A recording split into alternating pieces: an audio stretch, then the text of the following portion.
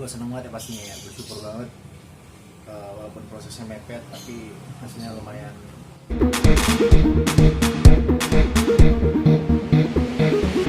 Apa ya, dalam arti kayak banyak banget akhirnya yang suka deh sama lagu lu nih. Alhamdulillah, gue seneng banget ya pastinya ya, bersyukur banget. Walaupun prosesnya mepet tapi hasilnya lumayan maksimal lah.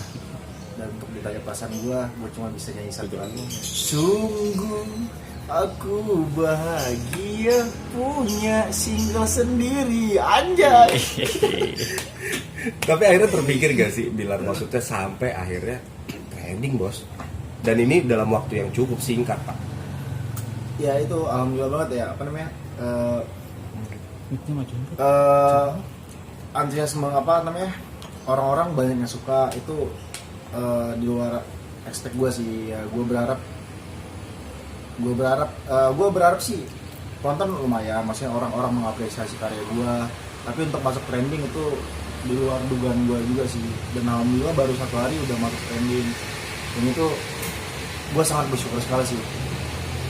Bang, boleh mungkin diceritain sedikit tentang single lu, mungkin judulnya dan isinya mungkin tentang apa sih? Judulnya sendiri kan Melihatmu Bahagia ya, dan secara garis besar untuk ceritanya sendiri emang nggak jauh dari judulnya sendiri, tagline-nya Melihatmu Bahagia, dimana lagu ini menceritakan ketegaran seseorang dalam melihat orang yang dia sayang bahagia dengan orang lain, anjay. Kayak gitu. Dan apa ya, dalam hal ini si orang ini berusaha mengikhlaskan gitu, karena dia sadar bahwa dia harus meredam egonya. Dia sadar ketika orang yang dia sayang itu bahagia dengan bahagia walaupun dengan orang lain, ya dia harus turut merasakan kebahagiaan juga. Dan dari pesan yang lu sampaikan juga bang, apakah kan banyak banget pasti yang pengen tahu apakah ini sesuai dengan perasaan lu yang akhirnya lu tumpahkan dari jadi karya gitu bosku? Ya, jadi gini, awal mula pertama kali gue ditawarin lagu ini, jadi gue ditawarin kan lagu ini kan dalam ketemu Syafiq kita lagunya, lalu dia nawarin ke gue, Ki, abang pengen kamu nyetir lagunya gini ya, kan. Tentang apa bang? Ya tentang lu katanya. Mana lagu gue pengen denger. Nah saat itu belum ada lagunya sama sekali gitu, tapi dia udah punya gambaran akan seperti apa lagunya. Dan hebatnya dia cuma ngerjain lagu ini 1 hari doang, nggak nyampe 1 hari. Dia bikin liriknya itu 1 jam, arrange musik dan segala macamnya cuma 1 hari, nggak nyampe. Nah dia nanya, Rizky pengen musiknya seperti apa gitu, karena dia genrenya pop kan, genre pop milo galau gitu. Ya udah, besok gua datang ketemuan, lagunya udah jadi. Pas gua denger liriknya, tiap lirik, gue langsung ngomong ke dia, wah lu kurang ajar lu. Kurang ajar lu bang gitu.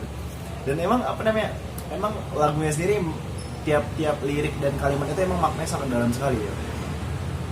Dan kalau dibilang relate, ya kalian bisa nilai sendiri lah. Tapi akhirnya dengan pakai hati banget gak sih Lar, akhirnya ketika lu tahu liriknya itu dalam banget, terus ditambah juga anjay ini gua banget nih gitu. Terus akhirnya ketika lu terjemahin jadi karya tuh kayak nyes banget gak sih? Apalagi udah jadi gitu sekarang udah denger banyak orang. Iya, gue pertama kali ketika ketemu pertama kali beliau dengerin lagunya, gue langsung disuruh tes vokal kan. Dan saat itu gue ngerasa insecure tuh, gue ngerasa gak pede dengan suara gue takut, gue takut kuping orang sakit gitu dengar suara gue kan. Ternyata setelah gue dengerin 3 kali doang tuh gue dengerin, Bang Syafiq nyuruh gue tes vokal, gue dengerin, setelah jadi gue dengerin, oh ternyata suara gue gak jelek-jelek amat gitu ya, jelek doang gitu. Enggak lah, alhamdulillah main bagus ya sekarang gitu. Jadi gitu.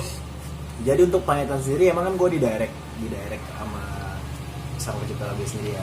Jadi ya kayak beliau tuh ngasih arahan lah supaya anggap ini walaupun lu nggak terjadi, anggap ini kisah lu, ingat yang sedih-sedih gitu. Jadi penghayatannya bisa bagus, bisa maksimal gitu. Dan alhamdulillah setelah jadi lagunya responnya positif gitu, dan orang kayak ngerasakan wah kak lagunya nyampe, wah aku mewek dengernya gitu.